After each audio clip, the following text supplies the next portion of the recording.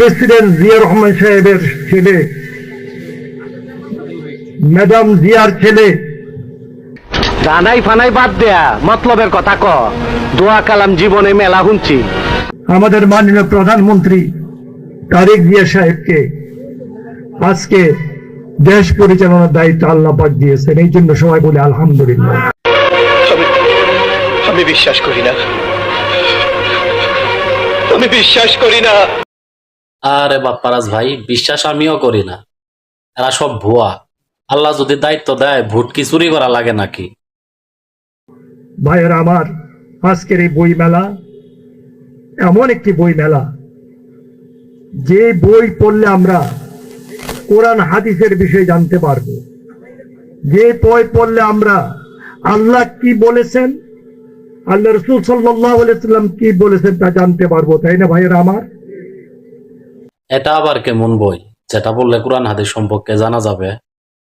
বাংলা যেহেতু পড়তে পারি, বাংলা হাদিসও পাওয়া যায়, বাংলা তর্জমা সহ কোরআন শরীফও পাওয়া যায়। এইসব শুনে সময় নষ্ট করতে চাই না। পরের লাইন বলেন। আল্লাহর হুকুম পালন ছাড়া আমাদের কোনো উপায় নেই।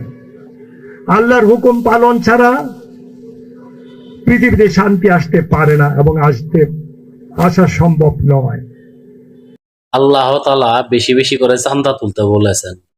আল্লাহ পাক আরো বলেছেন, এমপি, মন্ত্রী এবং তার চেলাপেলারা বেশি বেশি করে চাঁদা তুলবে। যারা দিতে চাইবে না তাদের ঘরবাড়ি ভাঙচুর, দোকানপাট ভাঙচুর এবং গাড়ি ভাঙচুর করতে হবে, তাই না? অতীতে যারা উচ্ছৃঙ্খলতা করেছে, অন্যায় করেছে, অপরাধ করেছে, জুলুম করেছে, অবিচার করেছে, তাদের সম্পর্কে ব্যবস্থা অবশ্যই নিতে হবে। এখনো যারা আছে আস্তে আস্তে ব্যবস্থা করতে হবে। অত্যাচারী, অবিচারকারী, জুলুমকারী, নির্যাতনকারীকে কোনো কোথায় স্থান দেওয়া হবে না। 17 বছর অন্যায় অত্যাচার জুলুম করলো আওয়ামী লীগ, আর আপনারা এসে সেই আওয়ামী লীগের ক্লাবগুলো খুলে দিচ্ছেন, তাদের কার্যক্রম চালিয়ে যেতে বলছেন।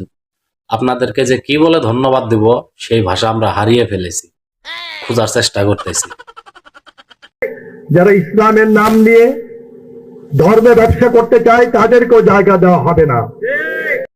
এই শালা তোদের মতো আল্লাহর অলিদেরকে গালি দিতে পারি না বলে আমার এক মুষ্টি দাড়িগুলো কেটে ছোট করে ফেলেছি। কারণ দাড়ি রেখে যদি গালি গালাজ করি, মানুষ বলবে দেখো দাড়িওয়ালা মানুষের মুখ খারাপ, দাড়িওয়ালা মানুষের মুখ ভালো না। আপনাদের কাছে আমি অনুরোধ রাখতে চাই, আপনারা এবং আমি সহ আমরা যেন আল্লাহর হুকুম অনুযায়ী চলি।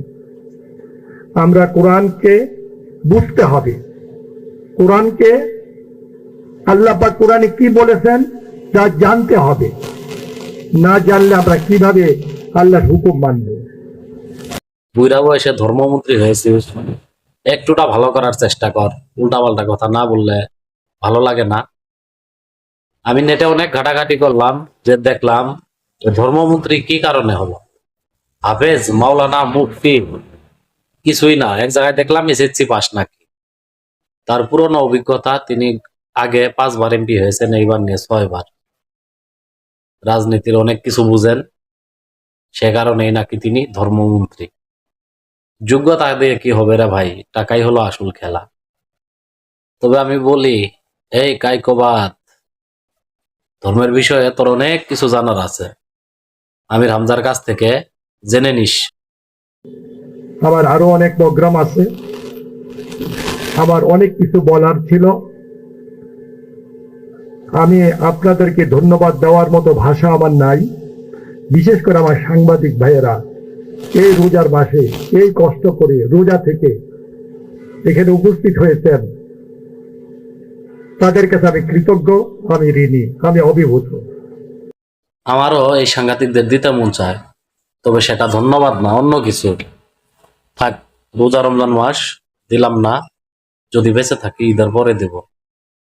বাংলাদেশে যত প্রকার মাথা আছে সবগুলো যদি এক জায়গায় করেন আর ফিতা টেপ দিয়ে যদি মাপেন, এই মিডিয়ার মাথা গুলো সবচেয়ে বড় হবে। কথাটা একটু ভেবে দেখবেন। সবাইকে ধন্যবাদ ভিডিও দেখার জন্য।